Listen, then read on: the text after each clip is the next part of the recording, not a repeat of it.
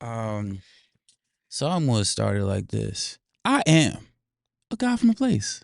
Charm City Bipper, Quis The Vndl. Marquis is the name my mama blessed me with. I'm here with an individual that is very active in my community, that does for the youth, that does for people beyond themselves, that is a Baltimore native, gets busy, misses make it happen. You stop breathing, she got a response. She's teaching the youth how to respond. We not just reacting, we taking action, and the action that we take is a response to the things that we're seeing. We Responders Incorporated is a dope business, and this is its founder. Hello. Hello, how are you? Fine, I'm fine. Great morning. Good morning. So, let's start by I do my introduction because I give flowers. You understand? I appreciate it. How would you like to introduce yourself? I mean, you said it perfectly for me. Yes, you said everything. So, I'm grateful for the many ways that I meet people. Yes. I've been reflecting recently on how I network. I don't network looking to gain at the onset. I'm like, what do you do? And then it's as simple as a conversation. And then it's like, what do you value is my next question. Yes. Because oftentimes when I find out what you do, it tells me what you value. Even if and a lot of times people get lost at like perception or image. Yes. Oh, they got a Gucci belt on. But like that person wearing a Gucci belt is helping kids breathe, like giving out CPR training. Yes, so like I don't care about your love for Gucci belts because I might like something that's expensive too, but it's just not visible, right? Because everybody has some expensive taste. They have something. Something's there somewhat. Who has some type of vice, right? I say that to say the city that we're from is a lot of imagery that people aren't quick to accept, but that does not negate the values that we stand on. Absolutely. And it's saying a whole lot. And there's a lot of people who got so many good ideas, but they feel like because they're not financially there, they can't push or they're not going to have the support. Me personally, when I first started, I was like, nobody knew who I was. It wasn't like I was reaching out to people like, hey, can I do this? And it was like, no. But now that people see it, it's like the DM like, hey, can you come here? And I'm like, yo, I asked you to come here 2 years ago, but I get it though. Let me see. I don't know if that's in the angle, but let's just be just careful. Be careful. Yeah, be careful. But yes, I think another thing that I've sat with a lot recently too is build it and they will come. And if you build it properly and the foundation set, you'll be grateful when they come because they're not gonna fall through the floor. A lot of times we like, why nobody supporting me?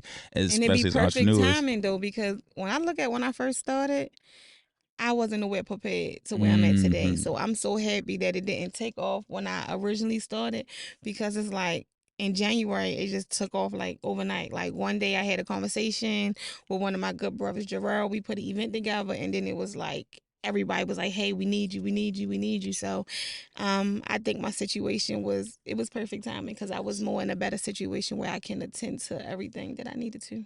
And to be more specific, shout out to Jarrell. For My Kids is his organization. And another organization that's centered in youth and building up the leaders of tomorrow, essentially. And a lot of times, because I was an educator for 3 years, I saw a lot of a consistent narrative. And let me know about the temperature because I'll be struggling with this, y'all. Right. This is a current recurring theme. I don't understand my temperature controls apparently, but it is a consistent narrative that children don't want for anything, and they're good for nothing. And I saw this funny post that was like the history of the older generation talking about the younger one, and all their history. Every generation that's older is like, oh, y'all ain't nothing, and eventually the younger generation becomes the older generation. And I think, just like Diva said, I think our younger generation is so more smarter and independent, and there's a lot of things that keep them from understanding it. Because my daughters, they can work out. I thought when I was the younger generation, my mother and them called me to fix everything. Now I be stuck, and my daughter's 12 and 14, and they do it all. So they really way smarter in technology and everything. So they definitely the upcoming stars. And they keep us young, and we can give them wisdom so that they can nurture us when we get older. Because like I was I was walking like, what's y'all dances? And it was like, yeah, we do we getting sturdy. I'm like, but y'all from Baltimore. Right. It's like, nah, but we like it. I was like, hey, I ain't gonna argue too much. See, when we was younger, we had the SpongeBob and the Crazy right, Legs. like, and dancing, you only seen it at clubs. So now it's like TikTok is everywhere. Like you dancing in front of the church, you dancing in the school, you dancing at work. So yeah, they definitely made dancing cool on a whole nother level. And the cooler part is like where there is a crisis, there's an opportunity. There's an opportunity for growth. And we are in a city that has had a lot of moments and unfortunate moments, but it's so much opportunity to give light because of it. There's no need for an entrepreneur with the business idea of we responders without all the crisis we see. But what does the world look like when there are 100,000 children prepared to do CPR? And that's my goal. It's like beautiful. It ain't even a price behind it. It's like, so I actually started We Responders after I had 2 tragic losses in 2020. I had a 6-month-old nephew who aspirated. He had other underlying health issues, but he aspirated, and of course, no one knew CPR. And 3 months later, I had a 1-year-old nephew who OD'd from fentanyl.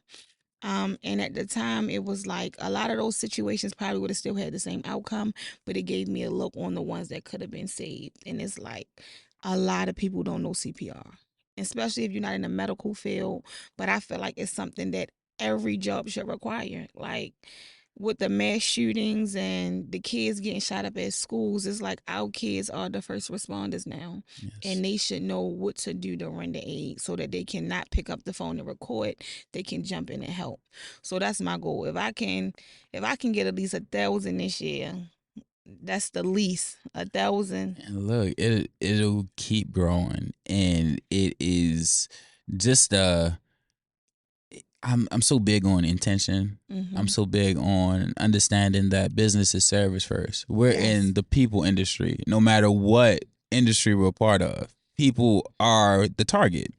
And just like I said, sitting with that. The kids are being in spaces that are so unstable, instability, and there's all this just possibility for the worst outcome for these kids right now, and adults too. Everybody's under attack. It's like we at war within ourselves and our community, and it's like I look at it like it's something that's everybody needs, right? So recently I became an active shooter training, so I can come out to organizations and teach them how to defend themselves and come up with an emergency action plan so that everyone is not scattering around and know what to do if it happened. Things that we didn't think would happen 20 years ago is happening every day. Like we just had another school shooting, and it's like, who knows who should shut what door, who should do this. Like everybody should be prepared. Even to the school shootings, they should have emergency action plan. If a child gets shot outside, who's calling 911, who's getting the CPR kit, who's getting the AED. We need to be more prepared because it's happening every day, all day. Yes. And preparation doesn't, a lot of times preparation comes when there's extreme outcomes, but what has to happen are responses. We cannot keep reacting. Reactions, decisions like arm everybody with a gun. Like that's not us. It could be a solution for short term, really, right? But long term, that's why reactions, like a reaction is somebody's poking me, I punched them in the face, but that punch in the face came after 1,000 pokes. I was supposed to respond by the first or second one. Like, I'm not comfortable with you touching me in that way.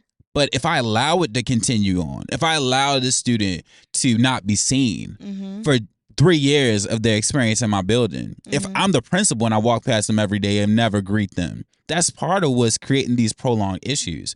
We're having to deal with outcomes that started a long time ago. I read something recently about a family that was murdered over a parking spot. Yeah, right. I seen it as well. That was not about a parking spot. No, you don't, and people aren't really sitting with that as of late. That is economy that's in disarray. That is probably prior charges that weren't responded to properly. That's mental health issues that are not being assessed. That is lack of mediation, lack of conflict resolution. So much, right? Mm-hmm. And I'm grateful that you're doing the work and that you look like me. Yeah, too, you know, because that matters to me. I'm not going to deny that, right? I love that because I have students that don't see themselves beyond next year, and that's problematic for me. Recently, I had a conversation, and one of my students was like, yeah, I don't know what high school I'm going to. I'm like, bro, you're in 8th grade, and it's January. But it's different down. So I have kids in school, and like, it's different. The system is different. We was talking about high school in the 6th grade. You know, we was getting ready for it, and we knew what our grades needed to look like. And then the pandemic set a lot of kids back in a lot of ways. And like you say, a lot of our kids are shell shocked. A lot of our kids have PTSD, and it don't even have to be their real life experience. Social media shows them everything. When we was growing up, you had to be there to see it, or it had to happen here. We get to see what's happening over there. We get to see this, and a lot of kids is like, they don't really think they want to go to high school. They don't even care to go to the next level. And one of my mentor, Tranisa Brown, reminds me often of secondhand trauma. Mm-hmm. Secondhand trauma is almost as real as you actually being there. So just seeing my friend go through pain, I can feel that pain if I don't know how to deal with it properly. Just off of the emotional attachment.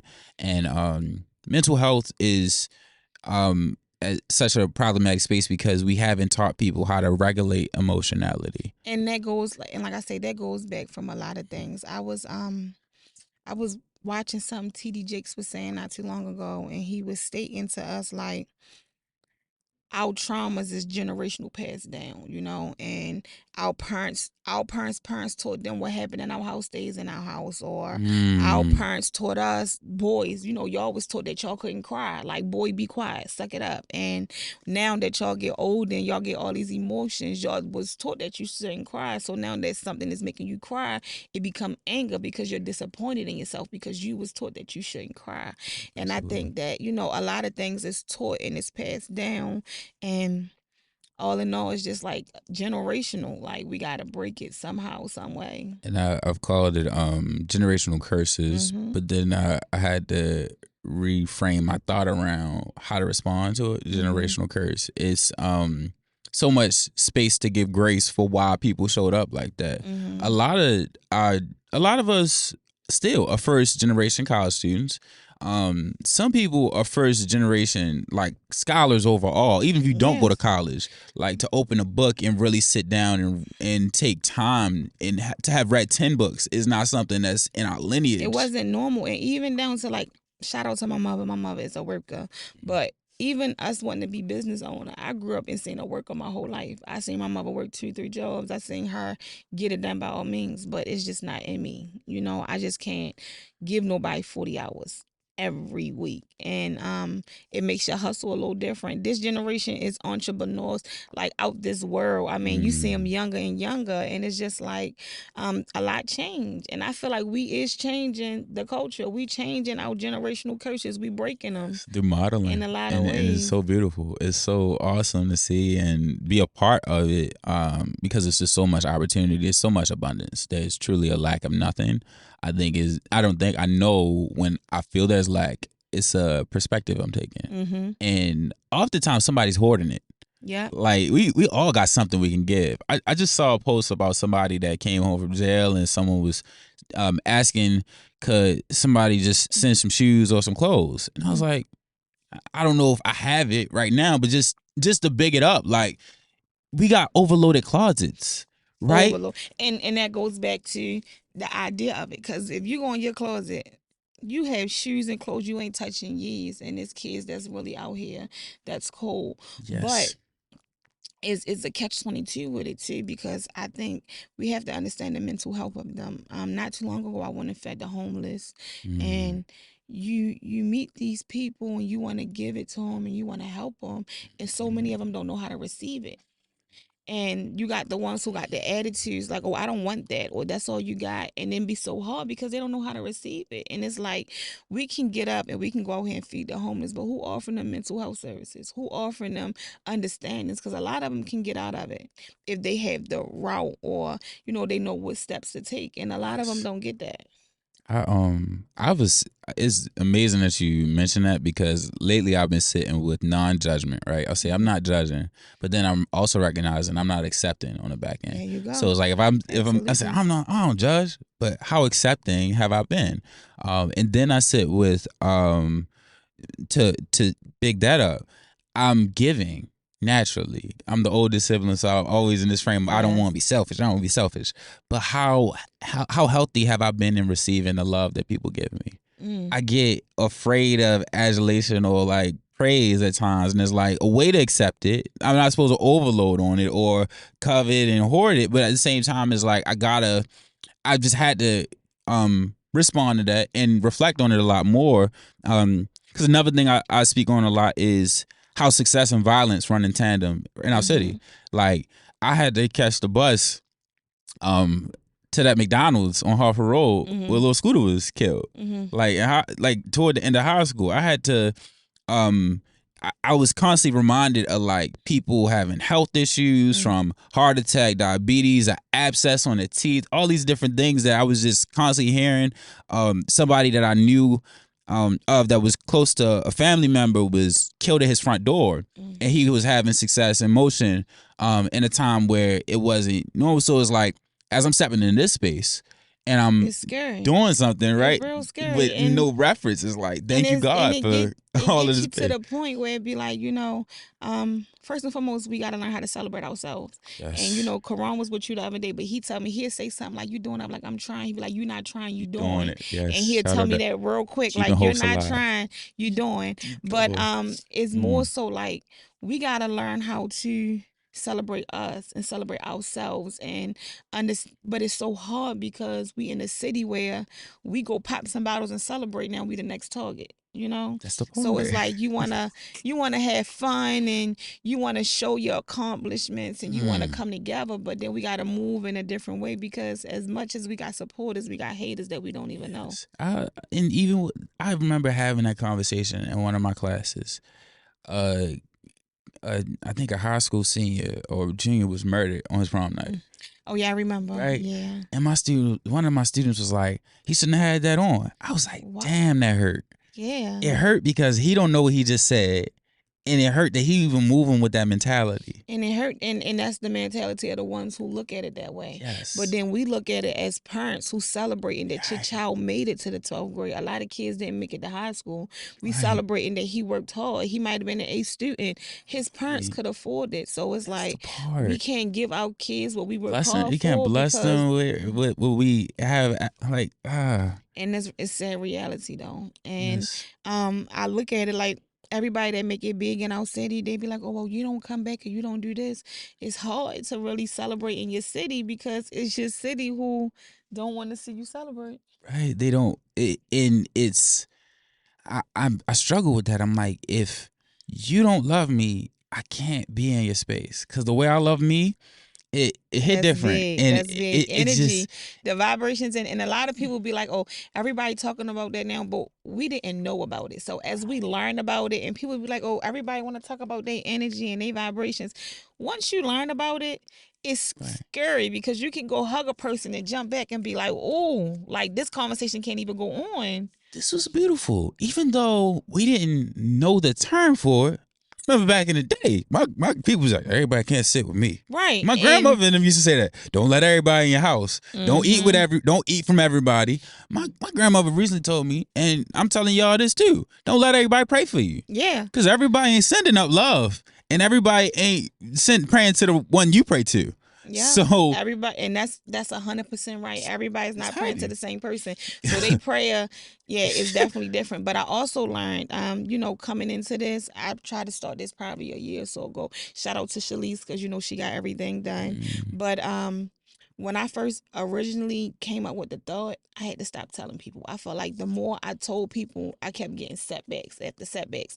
I had this going, I had that going, and I go sit down and say, yo, I'm going to do this, I'm going to do that, and it would never work. So the last go round, I had to do it with my mouth closed. Like, I got it done. I ain't say nothing till I got my paperwork in the mail, because you didn't know who you was sharing it with. That wasn't, it was somebody that didn't want me to win. Yes. And I had to go ahead and do it on my own. And you learn that as you get older, like, everything goes for everybody. And it's not about being fake or phony, but you got some friends that I can call you and be like, yo, I just got this building. You happy for me. Then you got some people that you tell it to and they feel like you boasting and bragging. So you just got to learn how to keep your energies connected. Everybody is not supposed to experience everything in life with you, and leave them in the category that they're in, because one person can actually ruin like your energy. Like, you know, you got the people who tell you, oh, that can't happen, or you sure you can do that, or how you gonna do that? They not saying, well, yo, you can figure it out.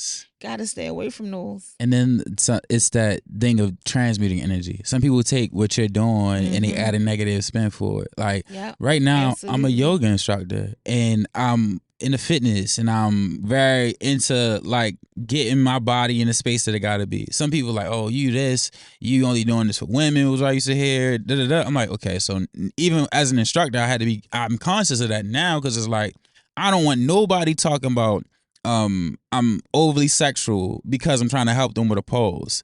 And I'm speaking on dating briefly. I mean, this ain't for the dating, because we talking about we responders and we talking about saving individuals and lives.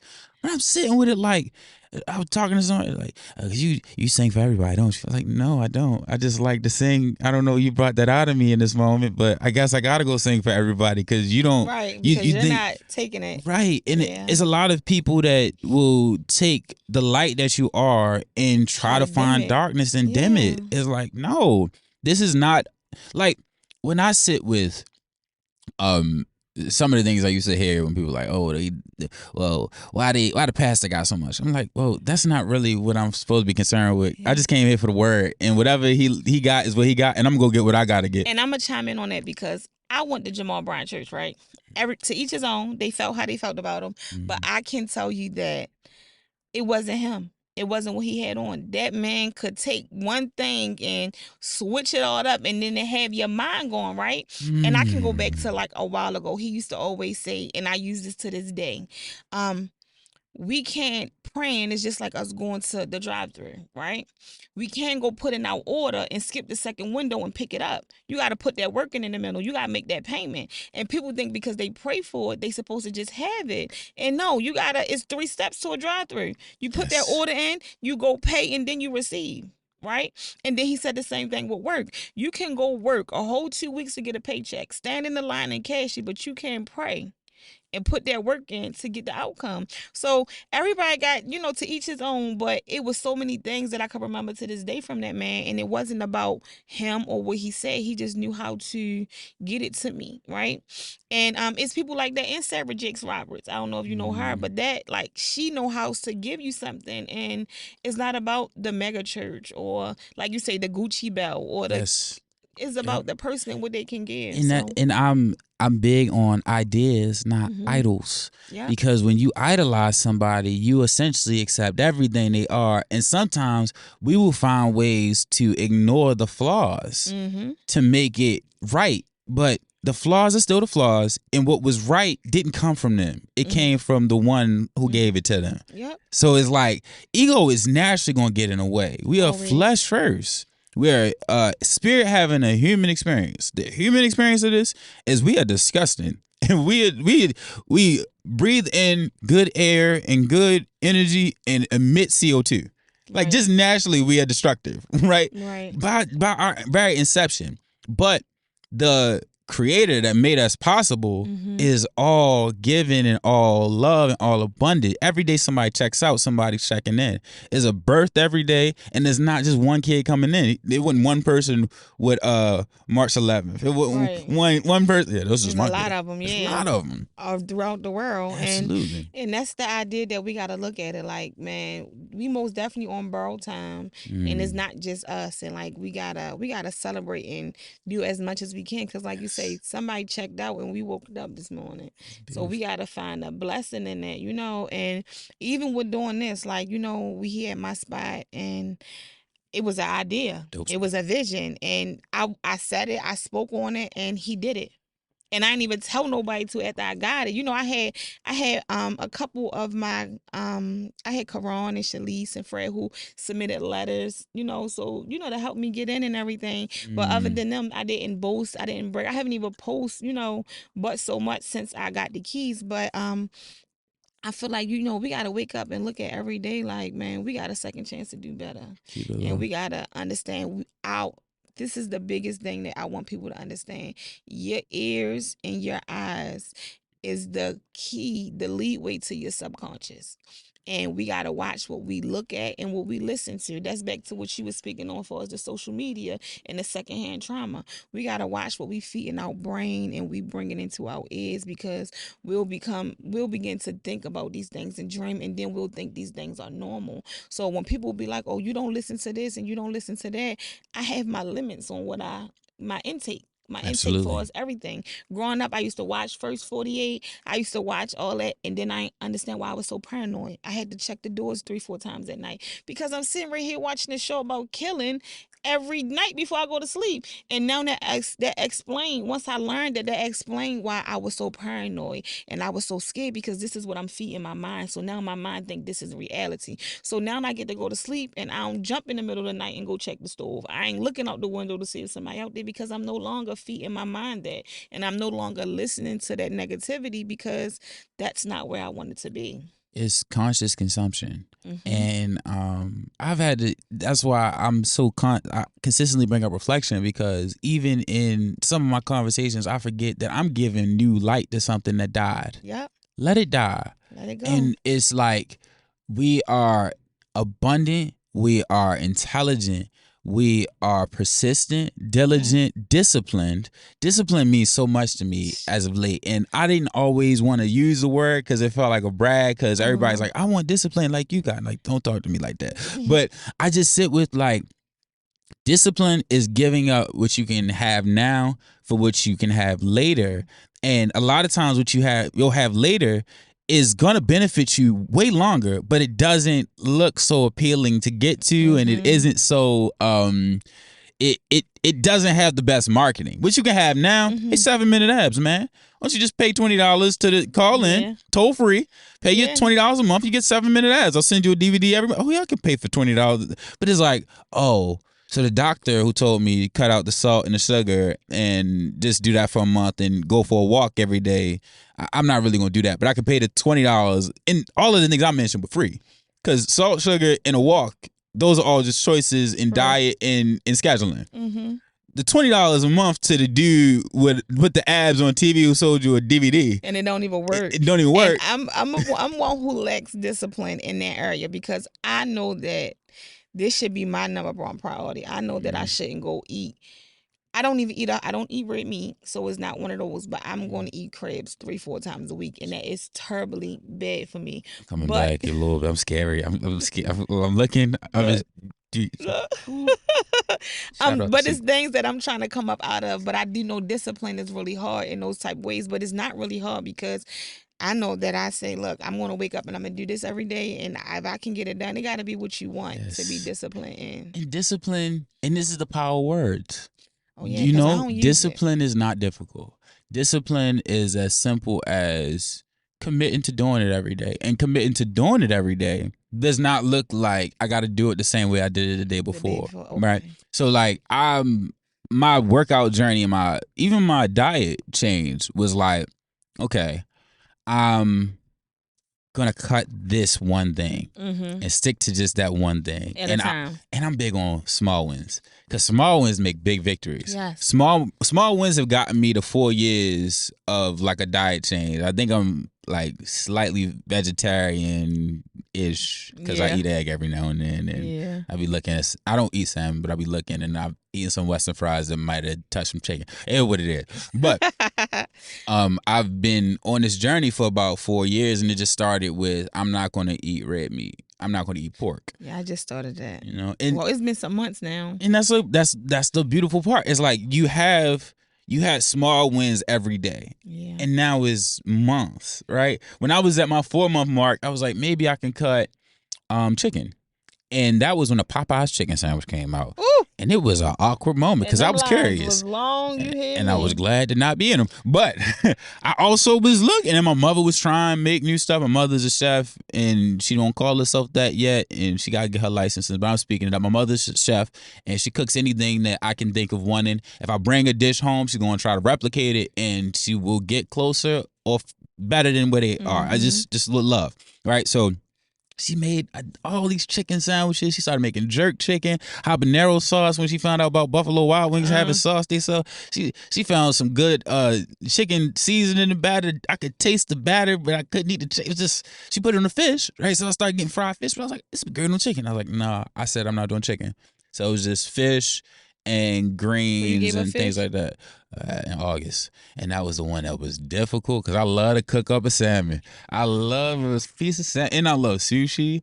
And I was eating eel, and I'll do the salmon with the shrimp, and then so you gave up shrimp and everything. You gave up all yeah, for the moment, because it's looking like I may have to spin the block. But it was centered and grounded in discipline because I've had my relationship with food, like I said, has always been I can eat what I want when I want. Because my mother would make pork bacon, turkey bacon, 3 different types of sauce. She had the patties and the links, French toast, pancakes, and waffles on the same breakfast, just because she want to show out. Yeah, just because she liked to cook, and I like to eat. That's how you do it. That's how you do it. If you can, if you. And the food stamps was doing what they had to do, or whatever. It is what it is, right? Yeah. But my mother was lit. So that was something that I was very observant of because I will always tell myself, there's no way I could change my diet.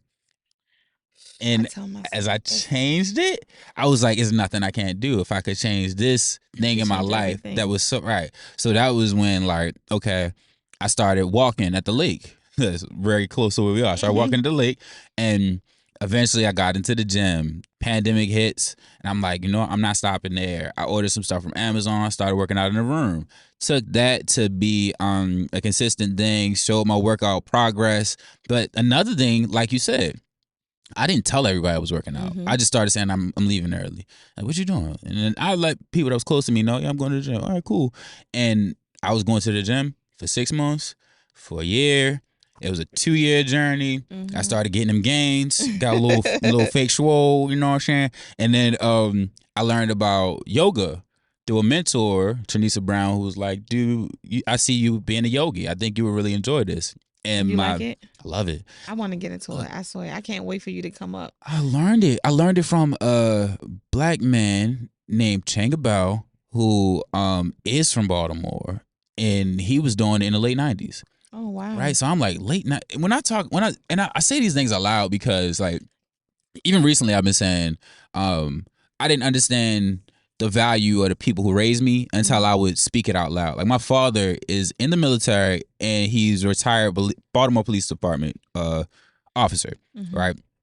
In the late 90s. Oh, okay. Right. I have a friend whose father was murdered in duty. My father was deployed since he was deployed from 9/11, like 2001 to like 2010 at different points of my childhood. Right. So it was just like watching him do all of that, and then me having whatever woes I was going through. It was like, bro, ease up. And that's where gratitude stems from for me, because it's people that came before me that took a lot more lumps than I will ever take. And a lot of the lumps I took, although, like, I won't deny that they were heavy and it was dark, it was self-inflicted in some ways. Right. It was a misunderstanding of who I was and a lack of self-worth and fear of just accepting God and giving love and accepting love. So I'm saying that to anybody out here, always be open and shift your perspective and look deeper and reflect. As I said, look deeper into what's going on around you and why we're doing things. A lot of things are based in a survival mentality. Yes, it is. But, it definitely is. And I watched this lady named Candace Love on YouTube, and she was telling us how like you was speaking on our older generation, right? And even dealing with people like me who had parents that battled substance and different things that, well, I had a parent, which was my dad, who battled substance, and we gotta learn. She gave me like a different look, because it's like, we beat ourselves up and be like, well, this wouldn't happen if you was being a father, and this wasn't happening. But we got to understand that they spirit made these sacrifices, right? Because if my dad wasn't who he was, I wouldn't be who I was today. If my dad and my mom was together and I had this perfect family, my hustle wouldn't be what it was today. I wouldn't have the passion I have dealing with substance abuse and mental health if my dad wasn't who he was today. So it's like trying to find the positive in every negative situation, not only when it's good, because I had a mom, on the other hand, who worked my whole life. I don't have the story of no food or the lights being out. My mom never gave us those rainy days. And if they came, we never knew about them, right? But I learned as we get older, and listening to a lot of different, Candace Love and her husband, they is like into the nature, they journey is wonderful, it's beautiful. But she was explaining how we got to understand that these spirits make decisions that we have no control over. Even when we have people that pass over to another life, that was a decision that they spirit took to better another individual. So it'd be bigger than just the what we see with the flesh view. And we look at it and it'd be like, our parents, like, everybody didn't have the best, and the spirit made these sacrifices. So now we looking at like, well, what if our parents was home every day? Or what if my dad wasn't getting high? Or what if my mom wasn't at work? Would I be who I am today? So we got to learn how to appreciate them dark days and them negative moments, because this why we hustle like we do. When we look up and see Baltimore City, the city of entrepreneurs, all of them got a story behind it. Yes, everything is for my betterment, is grounded in my understanding that if I did not look at life in a negative lens, I would not be able to see the beauty that I see it for today. When I say I say abundance is grounded in my understanding that I left a space that a lot of people don't leave. Right? Yeah. I had a schizophrenic episode. Right? So I was told that I was psychotic and I would not come back from that space, right? I taught in a school for 3 years after that. And I couldn't tell anybody that that's what I went through, because that's a label that people don't get to undo. When Kanye is called bipolar, everything he does is now seen through that lens, right? I want y'all to know that's what they label me. They said I'd be a certain way for the rest of my life, and none of that fits the individual that y'all see me as, right? Yeah. And I'm blessed to say it, right? But I knew, and something in me now understands, I had to go through that so that I can give light to whoever else is having that situation. And them titles go a long way. And I recently was told by a good friend of mine, like, oh, you bipolar, you did like, you, and I laugh because the doctors might say I'm bipolar, but everything got a title. Your kids jump up and down too much, they ADHD. Right. Now I have a son that's on the spectrum, that's autistic, and when he first got diagnosed, they told me my son would be nonverbal. My son could name every animal and every name of every character on the Lion King with no problem, right?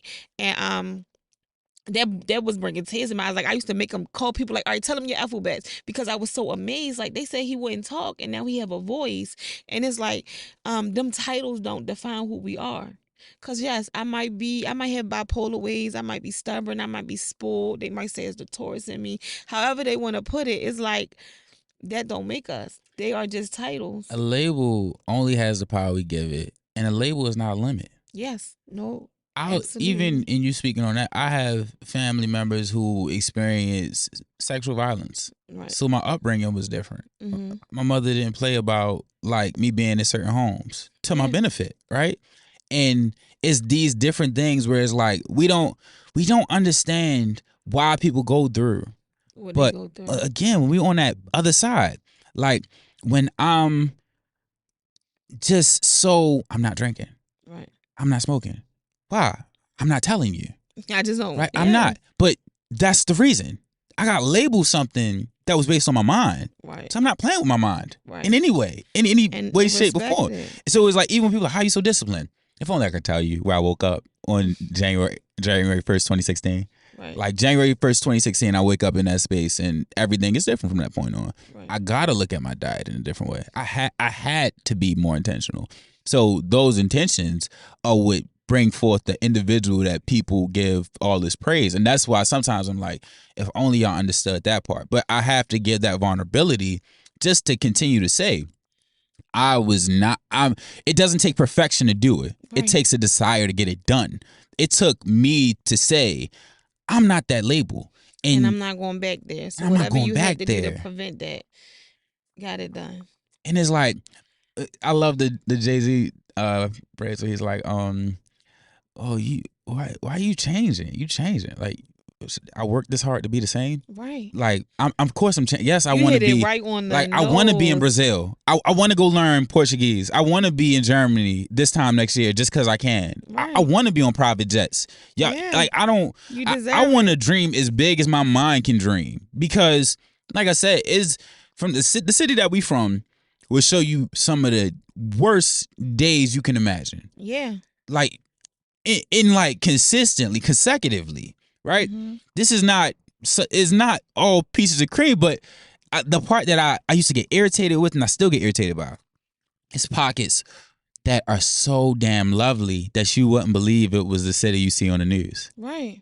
Like, when I look at the lake and I'm just sitting by the lake and I'm just viewing the water, it's dope. When I go to the like certain parts of the harbor, or I'm looking out of like some of the views of these big apartments, stand on top of Federal Hill, I'm like, this is this tale of two cities.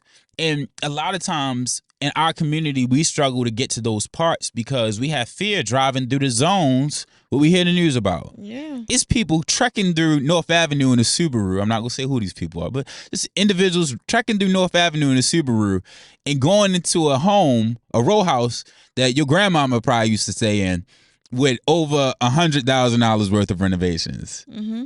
No offense to that individual who is living that life. I'm grateful that you can. But I need the people that look like me to understand you can have that life too. And you don't got to take it from them in a negative way. Right. You just got to get on your business. You got to open up these books, read them contracts you signing, understand that LLC is easy to start. It is a lot to maintain. So financial discipline is important. That's something I'm working on, me personally. Right? It's something I'm working on. And it's a lovely thing though. But it's a beautiful thing to be able to work on. I like to say this. I like to have big problems. Mm-hmm. I look at like, what are the problems that I have? Like, oh, there's no, and I'm not saying this is my problem, but just think about this. Imagine waking up like, oh my gosh, I couldn't take the Benz today.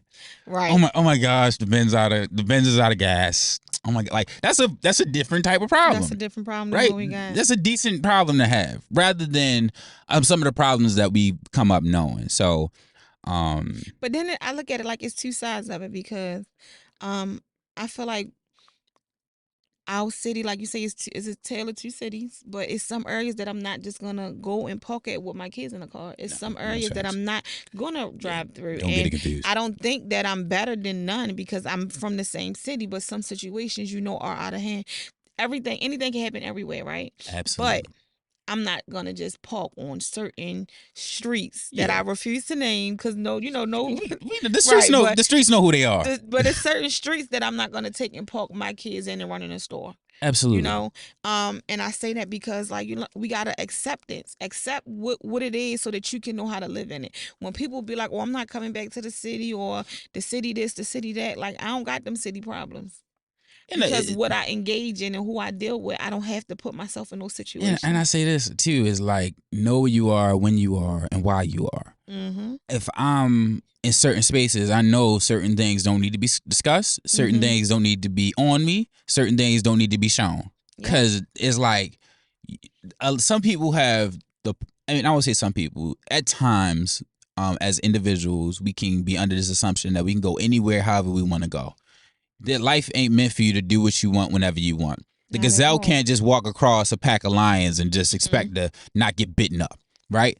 You don't. That's not how this works. And it's not to say that the gazelle deserves to get eaten. It's just to say know where you at and why you're there. Yeah. I don't have no business in certain areas because I got things that I'm building. I don't have no business at the party at 11 o'clock when I gotta get to work at 8 in the morning.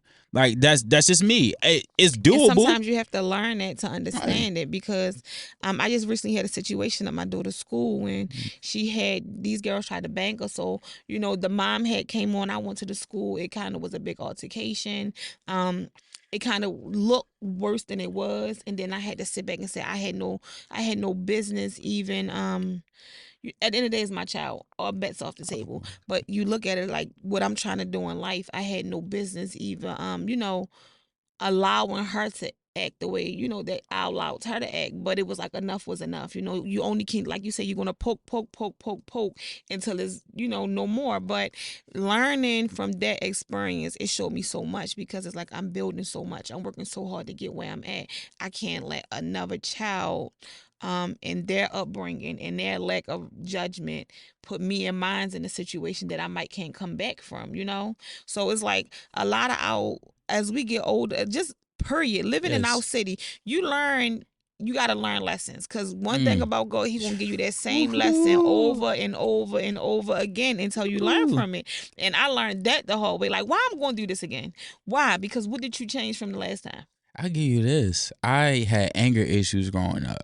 My parents were divorcing when I was they split, and it was like a big argument split when I was like 4 or 5. So there's a lot of just yelling and just angry emotion in the house. I took it to school with me, and I would fight kids is just off anything they say.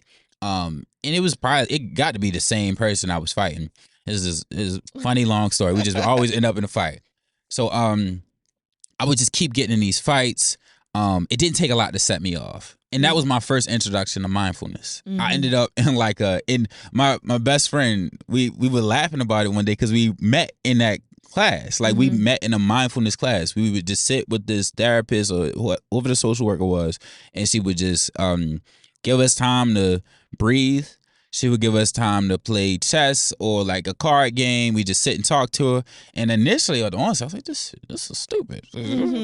But one thing I remember is I started to find ways to deal with my anger. I was just like, I'm curious. I would like force my thumb behind my knuckle just to like breathe it out. And I found ways to deal with the anger and manage it.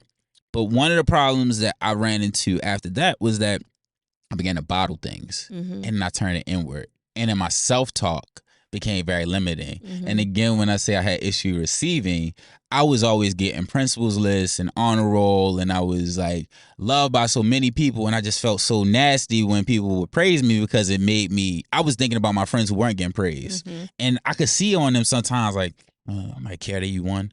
And like that's what I focused on rather than focusing on the love and light that was around me. So and that's hard. It's like compartmentalizing like different things. And I have a friend who always say that, and he was like, he made me understand, like, even with taking my losses back to back, I had death back to back to back. And I was at an event with Shalice and one of the kids. I was speaking on my nephews, and one of the kids was like, I had a question, and his question was off topic. It was like, well, I just lost my brother and my uncle. How do you deal with it? And it's like, I don't. I take it and I put it up here and I leave it there. And I haven't even poured it down. And then when I realized, like, I'm not receiving all of this because I'm just storing things. Everything is stored here, here, and here. So when that good come, it's no room to even receive it, because I got to start unpacking and letting this load go, because where's the good going to go? And a lot of people don't get that. I remember somebody said this, and I listened to a lot of different people. That's why I'm even doing a podcast. I saw so many references for it. But God can't put anything in a full stomach. Right. So it's like sometimes we at the table, we like, I'm gonna eat everything because I might need some of this later. No, I don't eat everything. Eat enough to go and get enough rest to start again. But it's just that thing of like, there's already so much on our plate. There's already so much locked up inside of us that we haven't been conscious of it still being present. And moving forward, we don't recognize the anchors. I love the song Bag Lady. Yeah. And it's like we hear it and we like, all right, lady, you got. It's like, but it's reality. Can I get your charger? Yes. Let me.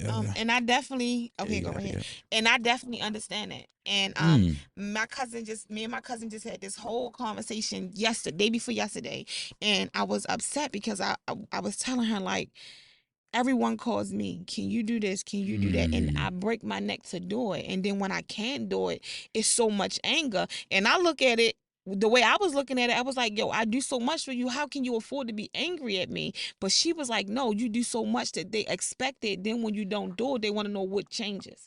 So when I made the decision to say, I'm putting me first. What I want, I'm doing this. Like, everybody was just like well, you don't got time for this, or you acting like what you doing over there, you can't do this too. And it was like I was overpowering my brain. I'm running to this job, I'm doing this for them, I'm doing this for me, I'm going, and then I'm breaking me down. And it's like, hey, look, I gotta unload some of these bags because I'm carrying a lot of things that really have nothing to do with me. So we're gonna have to have a regular yoga practice at this point. Yes. Right?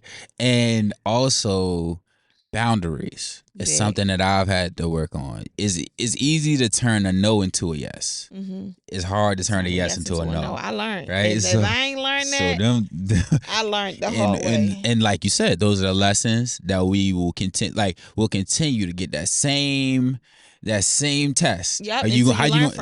But it actually showed me to speaking to her actually brought more light because I was upset. Like, I'm doing this for you, I'm doing that for you. How can you be mad because I didn't do this? And she had to bring me back and was like, no, it's your fault that they're mad because you keep wanting to do everything for everybody and they don't know how to accept it when you can't. So now I'm at my stage, like, unless it's Donnie, I cannot help you. No tea, no shade, but right now I cannot help you. And it's just like, learning to let it go. And it's truly a truth of your value. It's a true understanding of your value. We're not meant to do everything for everybody. And my class may remember this if some of y'all watching this because y'all be stalking this page.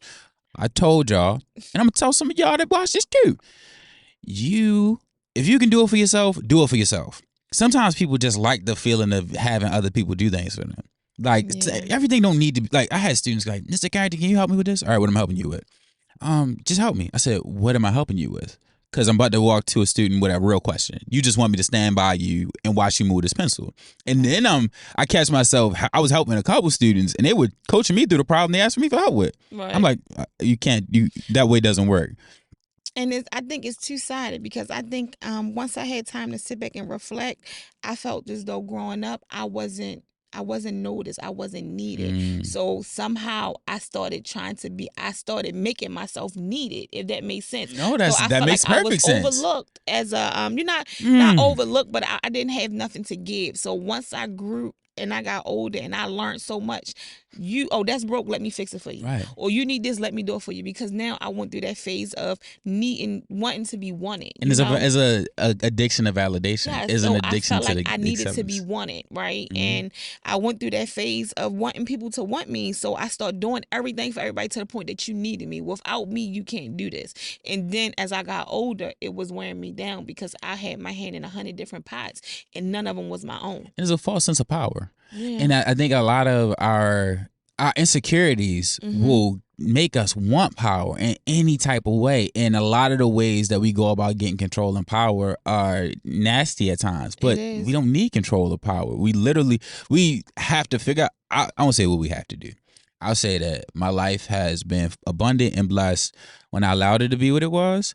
I found calling and purpose.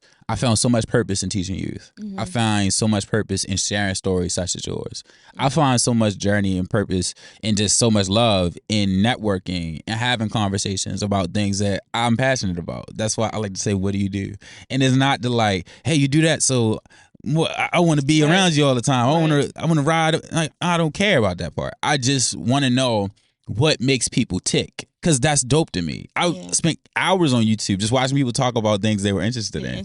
And it was awesome. I feel like I feel like it was to me, I feel like it wasn't a power thing. It was a lack of, and like I say, I had an absent father. I had a mother that worked a lot. I'm in a house with my older siblings, and I'm the youngest, so they in their own word, but they making sure I'm eating, and they making sure I ain't getting hurting myself.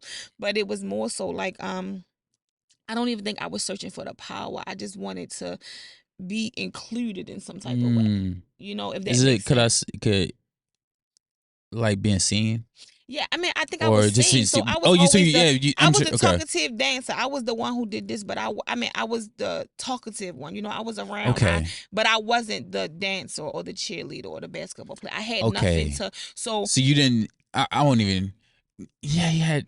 I didn't have the qualities that everyone looked for. Okay. But I had these other qualities. So once I knew that I can build this, I can put this together. I knew how to create I knew how to do whatever it was that everybody else needed, right? So it was like I wanted to be this helpful person, even down to, hey, something just happened, so such I'm on my way. I was that supportive friend. You took a loss, I'm the one sitting up with you all night. He broke your heart, call me on the phone. So it became a point that it came to the point that I was like this hood therapist type thing. Like I knew everybody's issues and I could tell you how to get through. I might not got through with that same advice, but I can pull it into everybody. And then I start feeling like now everyone's pulling from my cup. So now my cup is getting empty. And then it start hurting me because I'm like, wow, nobody call and say, is you okay? Do you need anything? Have you eaten today? But I never required that from anyone.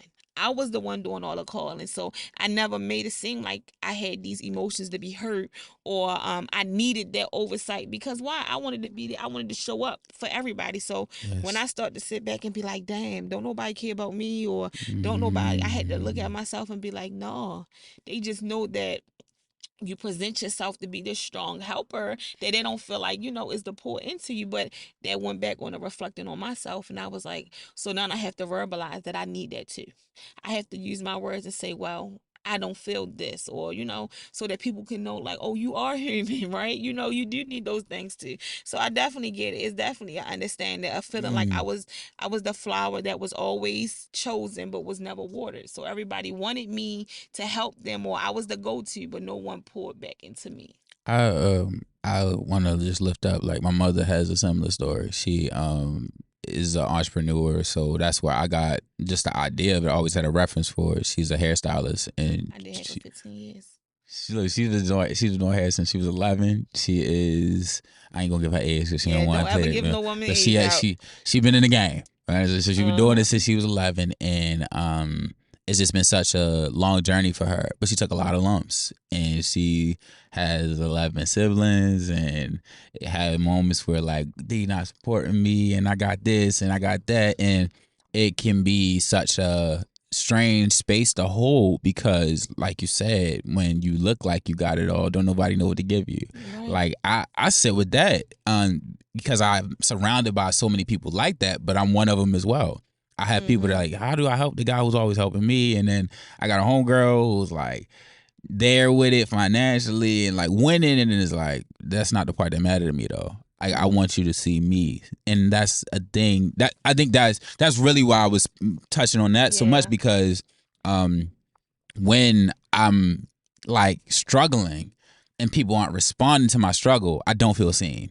Like I'm like, bro, like if you could just pick that part up. Like, if you could just come edit this video, if you could just like follow along with me and be behind the scenes, extra camera, and just be a extra. Yeah. But it's like, I also understand this. I can't wait for that day to come, and I have to be intentional about finding ways to communicate what I'm asking for. Because like when we're in it, right? When we're in it, it's hard to explain. Like, and then you don't want to feel like do the work. I think my thing is I don't like I don't like to say, can you do this? Or, hey, can you help me write this? Or can you help me do this?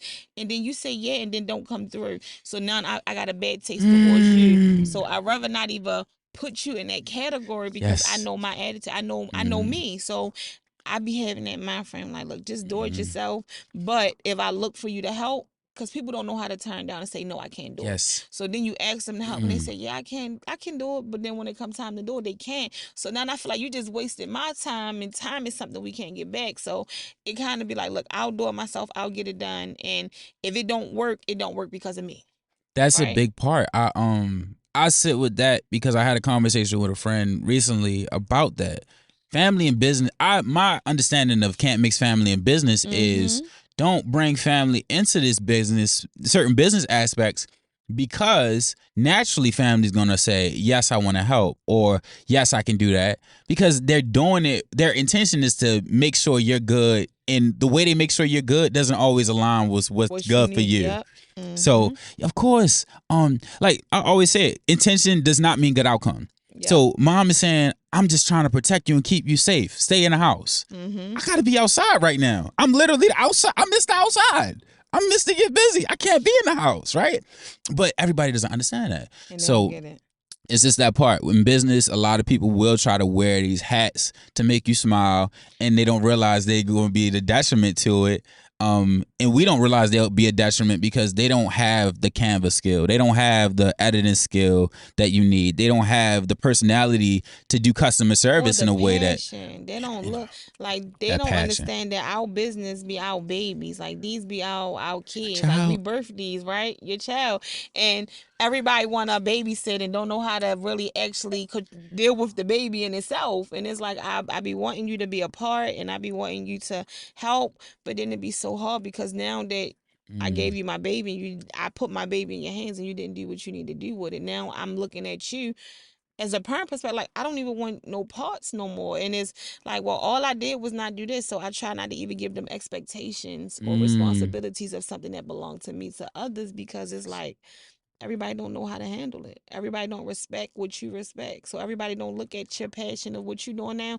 They might not take this as serious as they take their restaurant that they opening up right there. You know what I mean? Absolutely. So, absolutely.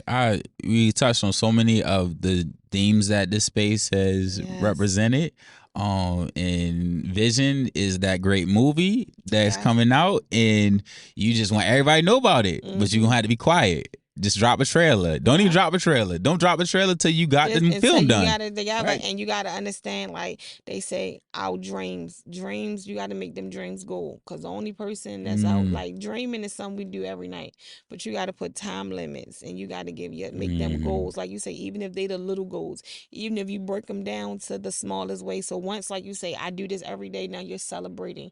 Now that's giving you the energy to do the next part. So it's kind of like break down them goals, and you keep giving yourself them time limits, and you keep going until that movie ready to be published. Yes, it's gonna be a beautiful box office opening. Yes, it is. So last thing I want to ask, what is the greatest advice you received, or just something that you want a child or individual out here with a background similar to yours to know?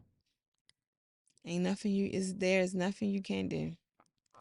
I think that's the best thing I can say. Put your mind towards you can do it, no matter what nobody say. It be your mother, your father. If you want to do it, you can do it. It don't gotta be perfect. It gotta get done. Be perfect, long as it get done. Bit. And it might not go the way that you want it to get done. It's gonna take a lot of different turns and a lot of different routes, but it can get done. And nothing will beat consistency. Keep it in your heart and live into it. I am a guy from a place, Charm City Bipper, Quis The Vndl. Marquis is the name my mama blessed me with. I am here with... I am Nicole, owner and founder of We Responders, Inc. Yes. One day made better, as many days made greater. I'm uplifting you to be in a world that cares. If I keep it to myself, I think that's unfair. The joys I've been given are best when shared. Visionaries never die. Legends survive through the seeds we sow daily. We get better with time. I wish you peace, prosperity, and many blessings. Thank you for tuning in. Like, share, subscribe, comment. Do that thing. Just one person need these messages. Just one. Love you.